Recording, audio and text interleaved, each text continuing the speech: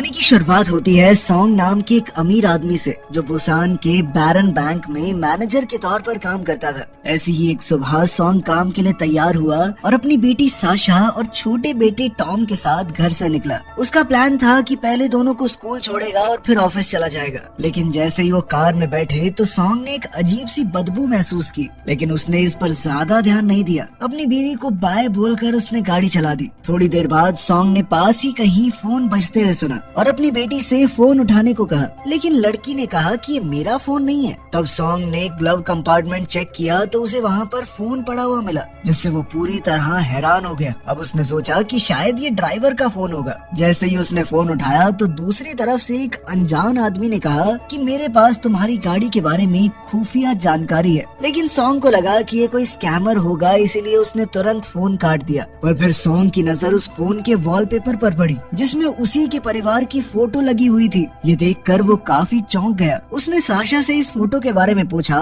तो साशा कहने लगी कि ये तो हमने पिछले साल खींची थी, आप बहुत बिजी थे तो आ नहीं पाए थे। उसने ये भी बताया कि मम्मी ने अपनी फेसबुक प्रोफाइल पे फोटो डाल रखी है। तब सॉन्ग और ज्यादा कंफ्यूज हो गया कि आखिर ये फोन है किसका। फिर अचानक से फोन दोबारा बजा और इस बार कॉलर ने खुलासा किया कि उसे सॉन्ग और उसकी बैंक पोजीशन के बारे में सब कुछ पता है। इसके बाद उसने एक चौंका देने वाली बात बताई। उसने कहा कि मैंने तुम्हारी सीट्स के नीचे एक प्रेशर सेंसिटिव बम लगा दिया है और अगर कोई भी गाड़ी से बाहर निकला तो गाड़ी तुरंत ब्लास्ट हो जाएगी। लेकिन सॉन्ग को लगा कि ये घटिया मजाक है और उसने फोन काट दिया।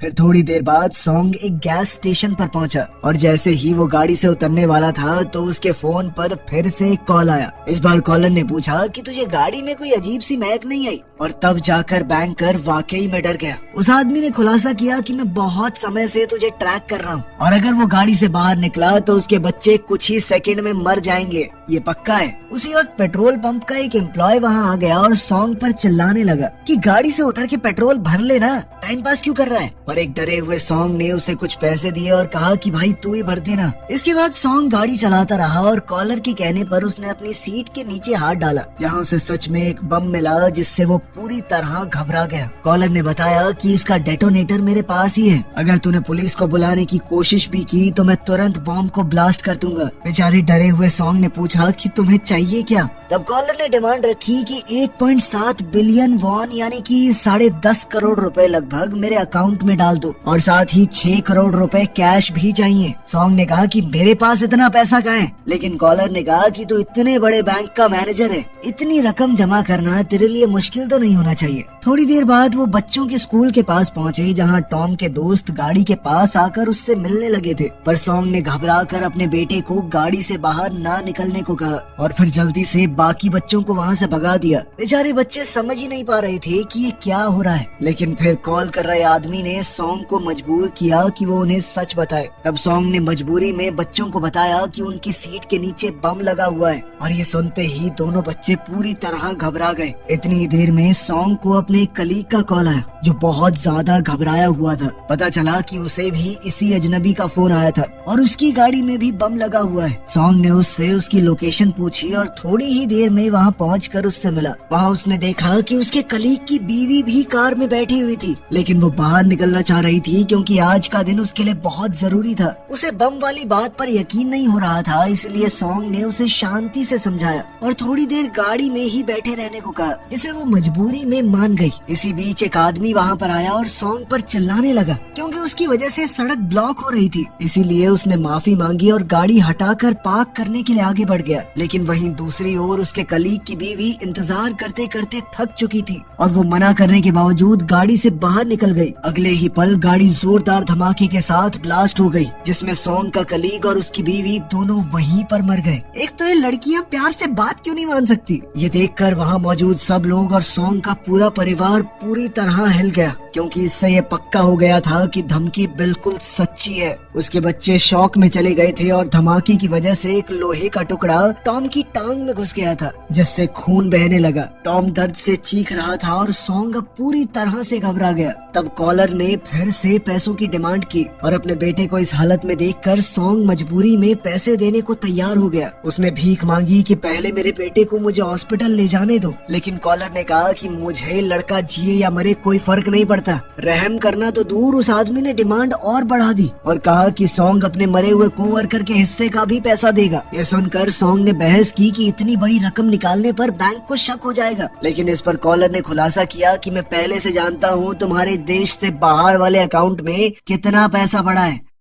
फिर हार कर सॉन्ग ने अपने एक जूनियर को कॉल किया और उसे बताया कि मुझे एक नई इन्वेस्टमेंट अपॉर्चुनिटी मिली है। सॉन्ग ने उससे कहा कि वो तुरंत उनके वीआईपी क्लाइंट्स को कन्विंस करे ताकि वो अपना पैसा इन्वेस्ट करने के लिए मान जाए। उसका जूनियर मान गया और कुछ क्लाइंट से बात भी की, लेकिन फिर भी जो पैसा जमा हुआ वो कॉलर की डिमांड जितना नहीं था। इससे परेशान होकर सॉन्ग ने अपने जूनियर से वीआईपी क्लाइंट्स की लिस्ट मांगी ताकि वो खुद उनसे बात कर सके। थोड़ी देर बाद सॉन्ग ने उनके सबसे इम्पोर्टेंट क्लाइंट से बात की और उन्हें समझाने की कोशिश की कि ऐसी इन्वेस्टमेंट का मौका जिंदगी में एक बार ही आता है। उस औरत को इस बात में काफी दिलचस्पी हो गई और उसने बताया कि उन्होंने अभी अभी अपनी एक जमीन भी बेची है, लेकिन इतना बड़ा फैसला लेने से पहले मुझे अपने पति से बात करनी पड़ेगी। लेकिन सॉन्ग ने जिद करनी शुरू कर दी कि मैम टाइम नहीं है, जल्दी से करना पड़ेगा हमें। लेकिन इस बात से औरत को शक हो गया और उसने तुरंत कोई भी फैसला लेने से मना कर दिया। अगले ही पल कॉलर ने कहा कि पहले कैश से शुरुआत करते हैं और उसने सॉन्ग से अपनी बीवी को कॉल करके पैसे भेजने को कहा। कोई और रास्ता न देखकर सॉन्ग ने तुरंत अपनी बीवी को फोन किया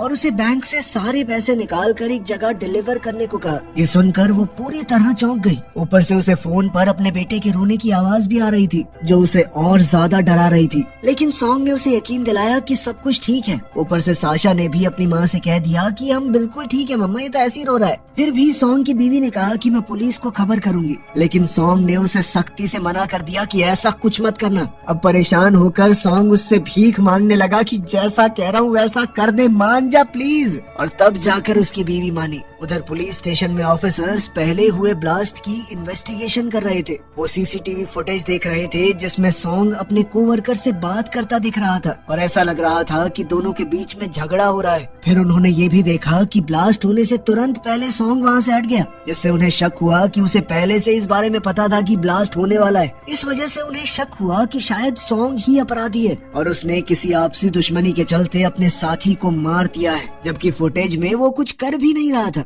खैर दूसरी ओर थोड़ी ही देर बाद सॉन्ग बैंक के सामने पहुंचा, जहां उसने देखा कि उसकी बीवी भी वहां आ चुकी थी, लेकिन वो अपनी एक सहेली को साथ ले आई थी, जिससे सॉन्ग को घबराहट होने लगी। फिर उसकी बीवी पैसे निकालने के लिए बैंक के अंदर चली गई, जबकि उसकी सहेली सॉन्ग से बात करने के लिए कार की खिड़की पर नॉक करने लगी। पर डरे हुए सॉन्ग ने उसे दूर रहने का इशारा किया और वहां से गाड़ी भगा दी। पैसे निकालने के बाद सॉन्ग ने अपनी बीवी से कहा कि कॉलर के कहने पर बैग को एक मेल बॉक्स के सामने रख दे। उसकी बीवी ने ऐसा ही किया, लेकिन थोड़ी देर बाद उसने बताया कि एक लंबा सा आदमी उसकी तरफ आ रहा है और उसे बड़े अजीब तरीके से घूर भी रहा था। ये सुनकर सॉन्ग तुरंत उस तरफ गाड़ी भगा कर ले गया और अपनी बीवी को तुरंत वहाँ से निकल जाने को कहा। लेकिन जब तक सॉन्ग वहाँ पहुँचा तब तक पुलिस उस आदमी को उसकी बीवी की मदद से गिरफ्तार कर चुकी थी। ये सुनकर सॉन्ग ने चैन की सांस ली कि शायद अब वो और उसका परिवार सुरक्षित है। पर अगले ही पल उसकी सारी उम्मीदें टूट गई, क्योंकि कॉलर अभी भी फोन पर ही था। उसने कहा कि पुलिस को साथ मिलाकर तुमने बहुत बड़ी गलती कर दी है। इसके बाद उस आदमी ने काउंटडाउन शुरू कर दिया और सॉन्ग और उसके बच्चे अपनी मौत के लिए तैयार हो गए। लेकिन अचानक गाड़ी की बजाय वो मेल बॉक्स ब्लास्ट हो गया। पूरा इलाका धुएं और आग से भर गया, लेकिन किस्मत से सॉन्ग की बीवी जिंदा बच गई और वो उससे बात कर पाई।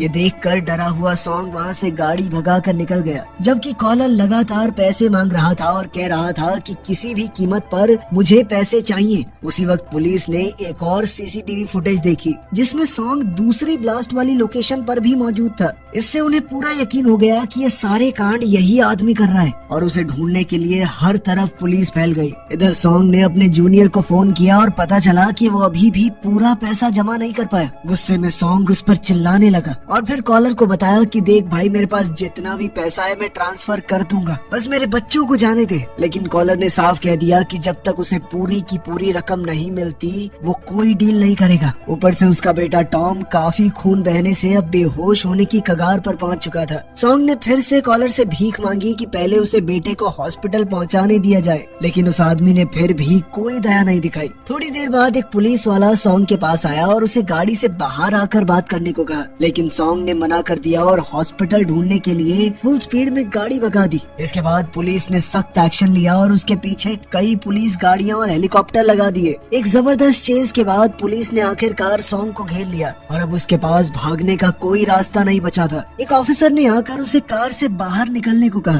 तब सॉन्ग ने मजबूरी में सच बता दिया कि सीट्स के नीचे बम लगा हुआ है। साथ ही उसने ये भी कह दिया कि अगर मुझे तुमने जाने नहीं दिया तो मेरे बच्चों के साथ ही मैं बम ब्लास्ट कर दूंगा। ये सुनकर सभी पुलिस वाले चौंक गए। थोड़ी देर में बॉम्ब स्क्वाड को बुला लिया गया और चीफ ऑफिसर्स ने स्नाइपर को ऑर्डर दिया कि जैसे ही बच्चे गाड़ी से बाहर निकले सॉन्ग को शूट कर दिया जाए।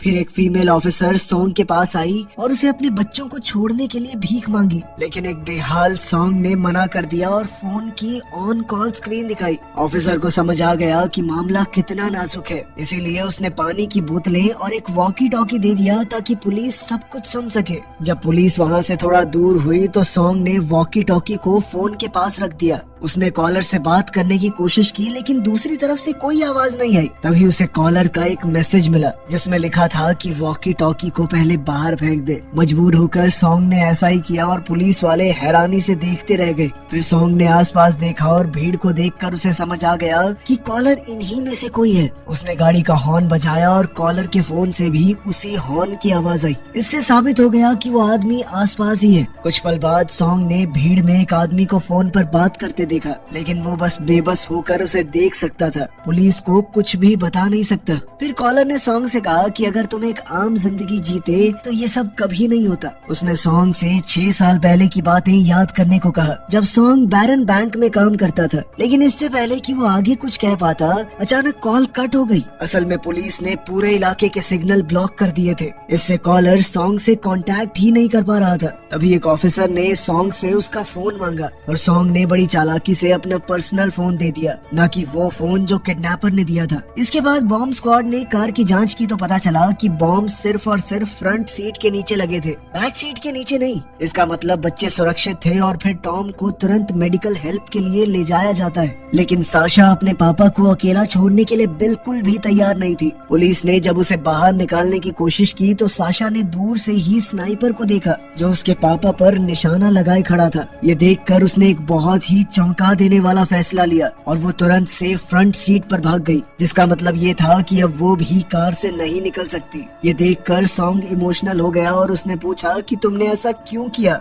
और तुम्हें स्नाइपर के बारे में कैसे पता चला। तब साशा ने कहा कि मैं अपने पापा को ऐसे नहीं छोड़ूंगी। उधर वो फीमेल ऑफिसर पुलिस चीफ पर चिल्लाने लगी कि स्नाइपर लगाकर तुमने लड़की को डरा दिया। लेकिन चीफ कहने लगा कि असली गुनहगार सॉन्ग ही है, क्योंकि उसके फोन में किसी भी अजनबी के साथ कोई कॉल रिकॉर्ड नहीं मिला। खैर थोड़ी ही देर में सैम नाम का एक जवान लड़का आया और खुद को सॉन्ग का भाई बताकर उससे मिलने की परमिशन मांगने लगा। पुलिस को लगा कि शायद वो सॉन्ग को अपनी बेटी को छोड़ने के लिए मना लेगा, इसीलिए उसे जाने की इजाजत दे दी गई। फिर जैसे ही सैम सॉन्ग के पास पहुंचा तो एक चौंका देने वाला खुलासा किया कि वही असली कॉलर है। गुस्से से भरे सॉन्ग ने उसे तुरंत पकड़ लिया, लेकिन सैम ने धमकी दी कि मैं बॉम्ब को ट्रिगर कर दूंगा। उसने कहा कि मुझे मरने से कोई डर नहीं लगता, क्योंकि मेरे पास खोने के लिए कुछ नहीं बचा और ये मासूम लोग भी साथ में ही फटेंगे। ये सुनते ही सॉन्ग बुरी तरह घबरा गया और वादा किया कि वो सारे पैसे ला देगा, बस कम से कम उसकी बेटी को छोड़ दिया जाए। हैरानी की बात ये थी कि सैम मान गया